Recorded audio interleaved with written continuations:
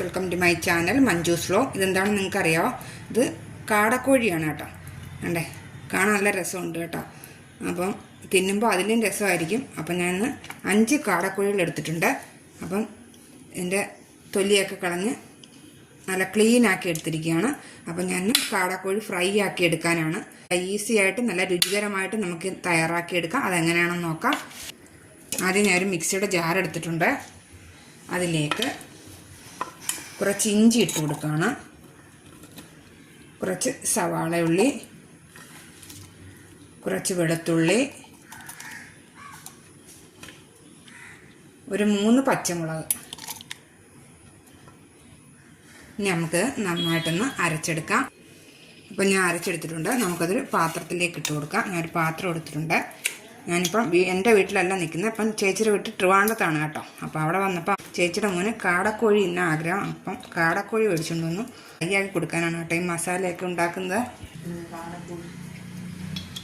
ഇനി വേണ്ടത് 1 സ്പൂൺ കാശ്മീരി മുളക് പൊടിയാണ് ഞാൻ എടുത്തിരിക്കുന്നത്.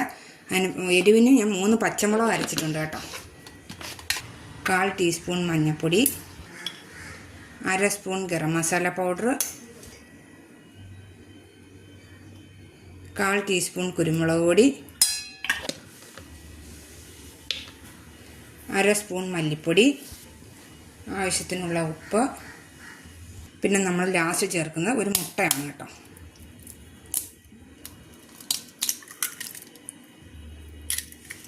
അപ്പോൾ ഇതെല്ലാം കൂടെ നമുക്ക് നന്നായിട്ടൊന്ന് മിക്സ് ചെയ്തെടുക്കണം.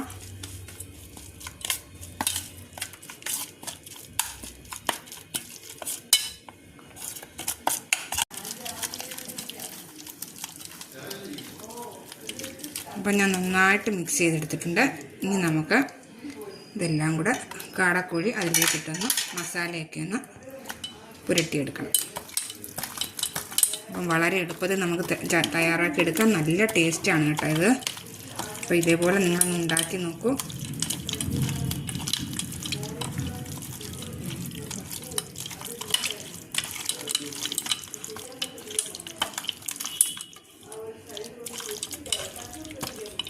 അപ്പം ഞാൻ മസാലയെല്ലാം നല്ലതുപോലെ അങ്ങ് മിക്സ് ചെയ്ത് വെച്ചിട്ടുണ്ട്. ഇനി നമുക്കിത് 1 മണിക്കൂർ ഇത് വെച്ചേക്കണം. എങ്കിലേ ഈ മസാലയൊക്കെ നല്ലതുപോലെ അതിനകത്ത് പിടിക്കത്തുള്ളൂ. അപ്പോൾ ഇനി നമുക്ക് 1 മണിക്കൂർ കഴിഞ്ഞ് ഇത് ഫ്രൈ ആക്കി എടുക്കാം. അപ്പം 1 മണിക്കൂർ കഴിഞ്ഞിട്ടുണ്ട് കേട്ടോ. ഇതേ നോക്കിയേ. അപ്പോൾ ഇനി നമുക്ക് ഒന്ന് ഫ്രൈ ആക്കി എടുക്കാം. അപ്പം ഞാൻ വെളിച്ചെണ്ണ നല്ലോണം തിളച്ചിട്ടുണ്ട്. ഇനി അതിലേക്ക് ഇട്ട് കൊടുക്കാം.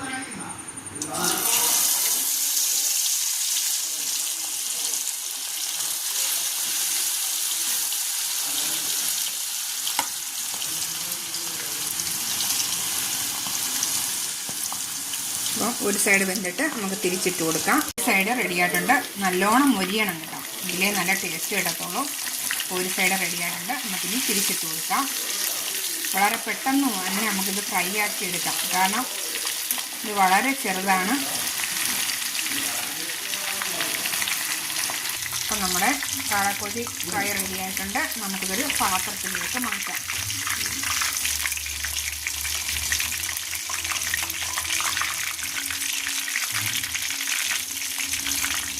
ഞാൻ ഫ്രൈ ആക്കി എടുത്തിട്ടുണ്ട്.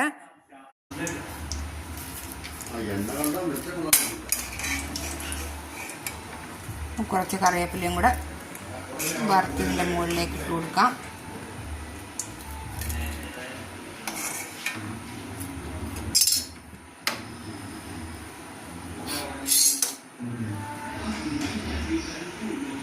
കുറച്ച് ക്യാരറ്റും സവാളയും കൂടെ നമുക്ക് കട്ട് ചെയ്ത് ഇതിലേക്ക് ഇട്ട് കൊടുക്കുകയാണ്. ഒന്ന് ഗാർണിഷ് ചെയ്യാൻ വേണ്ടിയിട്ടാണ് കേട്ടോ. അപ്പം നമ്മുടെ കാടക്കോഴി ഫ്രൈ റെഡി ആയിട്ടുണ്ട്. അപ്പോൾ ഇതേപോലെ നിങ്ങളൊന്ന് ഉണ്ടാക്കി നോക്കൂ. വളരെ നല്ല ടേസ്റ്റിയാണ്, നല്ല മണമാണ് ഫ്രൈ ചെയ്യുമ്പം. അപ്പോൾ ഇതേപോലെ നിങ്ങളൊന്ന് ഉണ്ടാക്കി നോക്കുക. അപ്പോൾ ലൈക്ക്, ഷെയർ, സബ്സ്ക്രൈബ്, കമൻസൊക്കെ ചെയ്യുക. അപ്പം ഇനിയും ഞാൻ വീണ്ടും ഒരു റെസിപ്പിയുമായിട്ട് നമുക്ക് വീണ്ടും കാണാം. അതുവരെ ബായ്.